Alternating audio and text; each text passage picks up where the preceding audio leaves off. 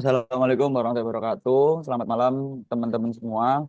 Perkenalkan kami dari kelompok 3 akan memberikan pemaparan terkait dengan analisis forensik terhadap alat bukti sidik jari dalam tindak pidana pemalsuan. Dalam hal ini kami mengkaji pada studi kasus putusan nomor 346 garing PIT pidana biasa garing 2023 garing PN JAP atau Jayapura. Pertama, perkenalkan dari kami sendiri, ada saya sendiri dengan Imam Zarka Syarifin dengan NPM 300, ada Joshua Aldo Tri dengan NPM terakhir 302, ada Muhammad Arif S dengan NPM terakhir 264, ada Rian Maulana Gibran dengan NPM terakhir 181, ada Muhammad Rozak dengan NPM terakhir 085, dan terakhir ada Salman Noval Haq dengan NPM 211. Pertama, di sini saya akan menjelaskan terkait dengan latar belakang. Dalam era teknologi yang berkembang pesat, sistem absensi fingerprint hadir sebagai solusi efisien dan akurat. Namun, kemajuan ini memunculkan tantangan baru berupa sidik jari yang berdampak pada kerugian material dan integritas data kehadiran. Salah satu contohnya itu ada pada kasus PT Rimba Makau Lestari dalam putusan nomor 346 garing PIT B garing 2023 garing PNJAP menjadi contoh nyata dalam praktek manipulasi ini. Dari sisi dasar hukum sendiri, sidik jari sebagai alat bukti memiliki kedudukan yang penting dalam hukum acara pidana Indonesia. Berdasarkan pasal 184 ayat 1 KUHP, alat bukti yang sah meliputi keterangan saksi, keterangan ahli, surat petunjuk, dan keterangan terdakwa. Analisis forensik sidik jari yang didokumentasikan melalui keterangan ahli dapat dikategorikan sebagai alat bukti, surat, dan keterangan ahli. Dalam konteks ilmu kedokteran kehakiman, analisis forensik sidik jari jelas melibatkan metode ilmiah seperti pemeriksaan visual, pembinaan teknologi, hingga penting untuk memastikan keaslian sidik jari itu sendiri dan membuktikan adanya praktik pemalsuan secara ilmiah sehingga dapat membantu hakim memperoleh kebenaran material dalam menjatuhkan putusan.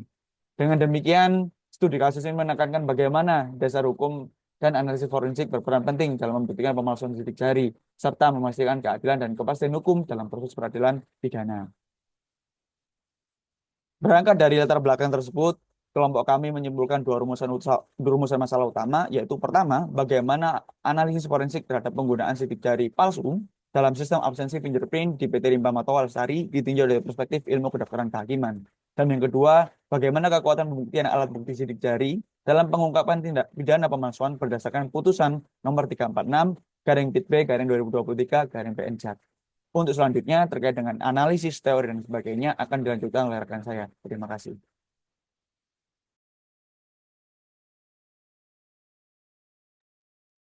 Oke, terima kasih Mas Imam. Selanjutnya saya akan menjelaskan terkait dengan tinjauan konseptual. Yang pertama adalah teori identifikasi sidik jari.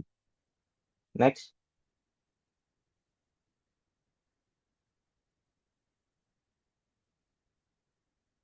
Yang pertama adalah teori identifikasi melalui sidik jari.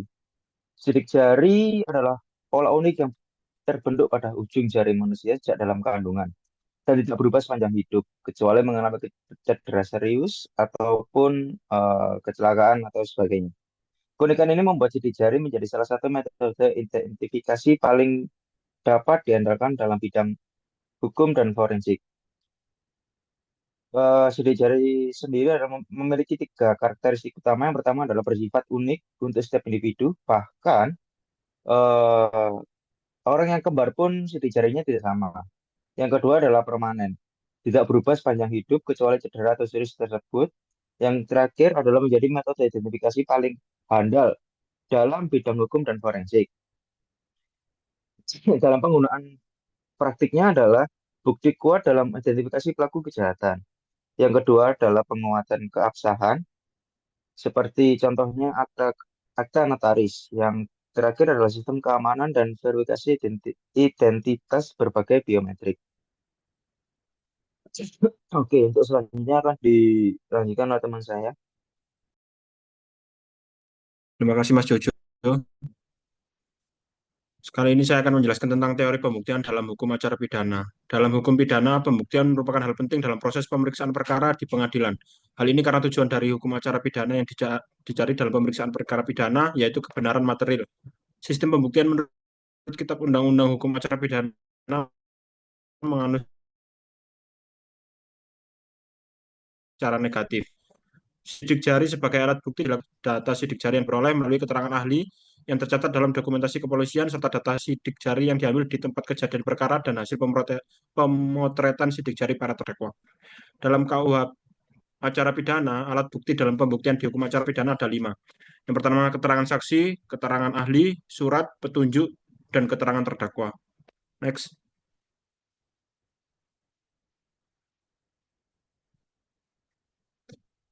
Tinjauan konseptual yang selanjutnya adalah teori pertanggungjawaban pidananya. Tindak pidana pemalsuan surat diatur dalam pasal 263 hingga 276 KUHP. Pemalsuan surat ini meliputi pembuatan surat palsu atau pemalsuan surat asli dengan tujuan untuk memperoleh keuntungan atau merugikan orang lain. Pelaku dapat dipidana penjara maksimal 6 tahun. Pasal 263 KUHP mengatur tentang pemalsuan surat. Unsur-unsur tindak pidana meliputi pembuatan atau pemalsuan surat yang dapat menimbulkan hak, perikatan, pembebasan hutang, atau bukti dengan maksud untuk menggunakannya seolah-olah asli. Selain pelaku utama, mereka yang terlibat dalam proses pemalsuan, dalam hal ini misal menyuruh, turut serta, dan lain-lain, juga dapat dijerat pidana berdasarkan pasal 55 KUHP.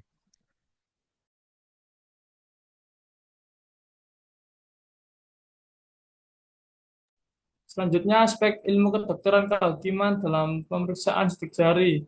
Metode identifikasi biometrik jari merupakan salah satu jenis biometrik yang paling umum digunakan untuk keperluan autentikasi identifikasi, tetapi wajah pemidanaan iris dan DNA juga merupakan mengenai biometrik. Yang pertama, biometrik optik. Yang kedua, pemindai kapasitif. Yang ketiga, pemindai internal. Selanjutnya, yang B, prosedur pemeriksaan forensik sidik jari. Prosedur pemeriksaan forensik sidik jari merupakan langkah-langkah sistematis yang dilakukan untuk mengidentifikasi dan menganalisis sidik jari sebagai bagian dari penyelidikan kriminal. Berikut adalah langkah-langkah yang umumnya dilakukan dalam prosedur pemeriksaan forensik sidik jari. Pengambilan sidik jari menggunakan peralatan tinta atau plat kaca, roller, penjepit kartu sidik jari, dan kartu sidik jari itu sendiri. Yang kedua, perumusan sidik jari atau classification formula. Yang ketiga, penyimpanan atau filling kartu sidik jari. Next.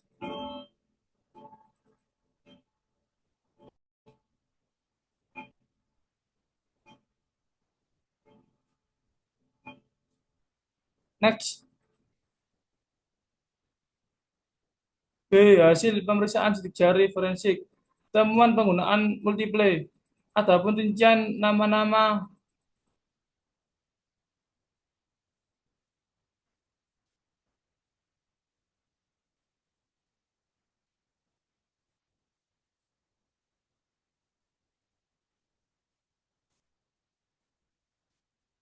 yang pertama yaitu Yohanes Waipun, yang kedua Luther Etiwin, yang ketiga Daud Davis, yang keempat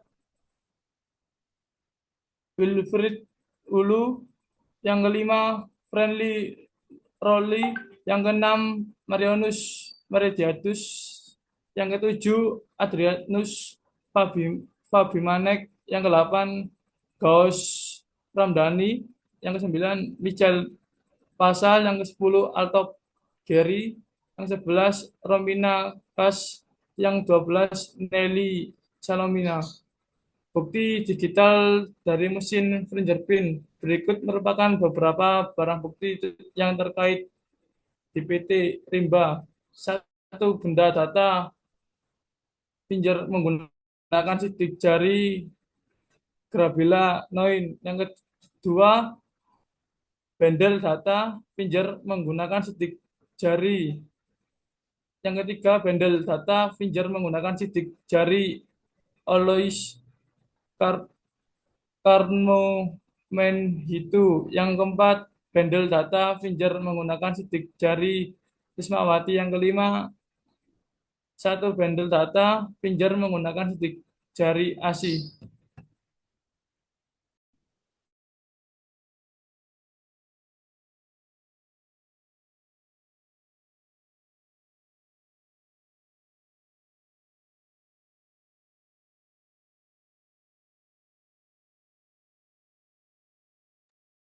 Oke, masuk kepada kekuatan pembuktian alat bukti sidik jari dalam pengungkapan tindak pidana pemalsuan berdasarkan putusan nomor 346 dari PIT B dari 2023 dari PNJAP.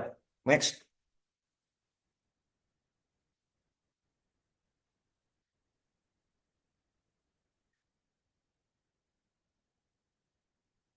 Yang pertama yaitu kita akan membahas mengenai kedudukan alat bukti sidik jari dalam hukum acara pidana. Sebelum masuk kepada alat bukti, hendaknya kita mengetahui dulu apa namanya proses pembuktian. Proses pembuktian yaitu merupakan proses yang sangat penting dalam rangkaian pemeriksaan perkara pidana di pengadilan. Hal tersebut dikarenakan dalam proses pembuktian terdapat tata cara yang dibenarkan oleh undang-undang dalam membuktikan suatu kesalahan yang didakwakan kepada terdakwa. Dalam proses pembuktian sendiri tak akan jauh dengan yang namanya alat bukti. Dikarenakan tingkat kekuatan pembuktian akan semakin tinggi apabila alat bukti yang telah dikumpulkan juga dirasa cukup untuk dapat membuktikan kesalahan terdakwa. Dalam hukum acara pidana di Indonesia mengatakan bahwa alat bukti dapat didasarkan oleh adanya suatu hal yang dikemukakan oleh saksi ataupun disebut keterangan. Apa-apa saja hal yang disampaikan oleh para ahli berkaitan dengan perkara yang ditangani. Kemudian harus dilengkapi dengan surat serta petunjuk sebagai indikator dan yang terakhir harus ada pengungkapan langsung dari mulut si pelaku tindak pidana. Dalam KUHP sendiri juga telah mengklasifikasikan apa-apa yang dapat disebut alat bukti yang tercantum dalam pasal 184 KUHP, yaitu yang pertama keterangan saksi, keterangan ahli, surat petunjuk dan juga keterangan terdakwa. Kemudian dalam kasus ini masuk kepada kategori alat bukti petunjuk. Sebelum sebelum masuk kepada teori pembuktian sidik jari sebagai alat bukti petunjuk, hendaknya kita mengenal mengenai apa itu petunjuk. Dalam pasal 188 KUHP menyatakan bahwa petunjuk adalah perbuatan, kejadian ataupun keadaan yang karena persuasinya baik antara yang satu dengan yang lain maupun dengan tindak pidana itu sendiri menandakan bahwa telah terjadi sesuatu tindak pidana dan siapa pelakunya. Dalam putusan tersebut, sidik jari dikategorikan sebagai alat bukti petunjuk dikarenakan pada penemuan 16 nama pegawai yang didaftarkan oleh para terdakwa sejak September 2022 hingga Maret 2023 dalam mesin absen fingerprint. Data sidik jari ini menunjukkan adanya manipulasi untuk kepentingan pengisian buku kerja mandor dan juga pemberian gaji. Next.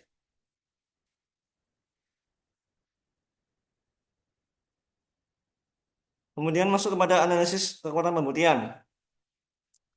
Tentunya dalam proses pembuktian, alat bukti yang diserahkan tidak boleh hanya satu saja. Hal tersebut sesuai dengan yang tercantum pada pasal 183 KUHP yang menyatakan bahwa hakim tidak boleh menjatuhkan pidana kepada seseorang kecuali dengan sekurang-kurangnya dua alat bukti yang sah. Ketentuan ini menjadi syarat minimal untuk membuktikan kesalahan terdakwa.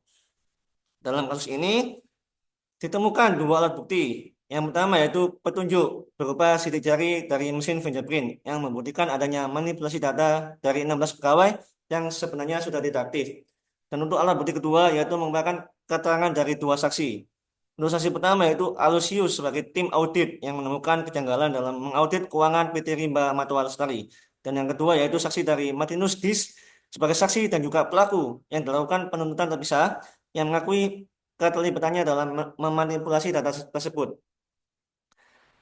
Kemudian dapat disimpulkan bahwa dengan adanya satu alat bukti yaitu dari keterangan saksi sebagai pendamping dari alat bukti petunjuk dari sidik jari, maka telah memenuhi batas minimal dari pemenuhan alat bukti yang tercantum dalam pasal 183 KUHP. Bahwa dengan begitu, hakim dapat memperoleh keyakinan bahwa tindak pidana pemalsuan surat memang benar terjadi dan para terdakwa dapat dianggap bersalah dalam melakukan tindak pidana tersebut. Kemudian akan dilanjutkan oleh kawan saya.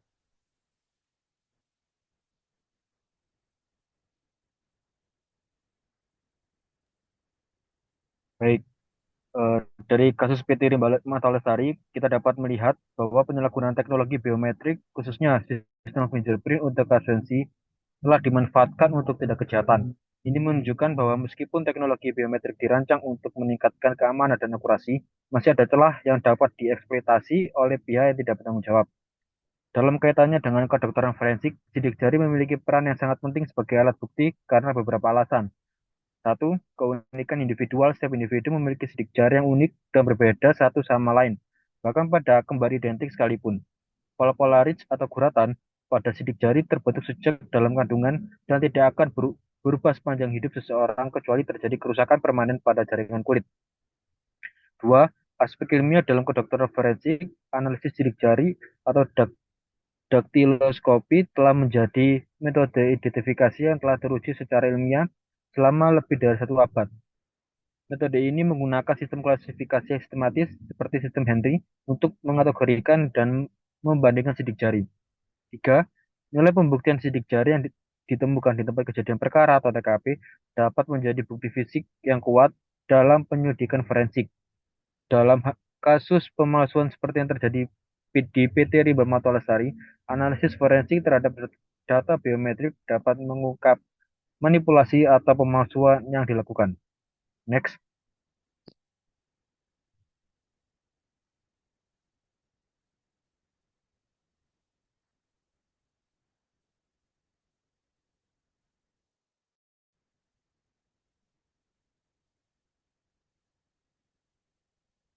Next, Mas.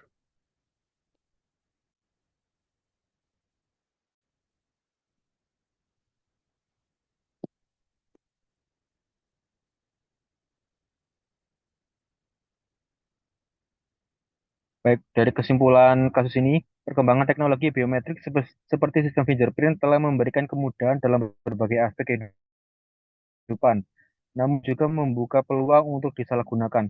Dalam konteks kedokteran forensik, sidik jari tetap menjadi alat yang sangat reliable dan sulit untuk dipalsukan secara sempurna karena karakteristiknya yang unik dan permanen. Kasus PT Mbak Mata Lestari menunjukkan pentingnya pengawasan dan sistem keamanan yang lebih ketat dalam penggunaan teknologi biometrik, serta peran krusial kedokteran forensik dalam mengungkapkan manipulasi data biometrik melalui analisis sidik jari yang komprehensif. Next. Saran untuk meningkatkan keamanan, pihak dari perusahaan bisa melakukan upgrade pada sistemnya dengan cara menggunakan software yang lebih mumpuni agar kejadian tersebut tidak terulang. Dan juga bisa melakukan audit dalam jeda waktu yang dekat agar masalah tersebut dapat terdeteksi dari awal. Baik, eh, cukup prestasi dari kelompok kami. Apabila ada kesalahan kata, mohon dimaafkan. Wassalamualaikum warahmatullahi wabarakatuh.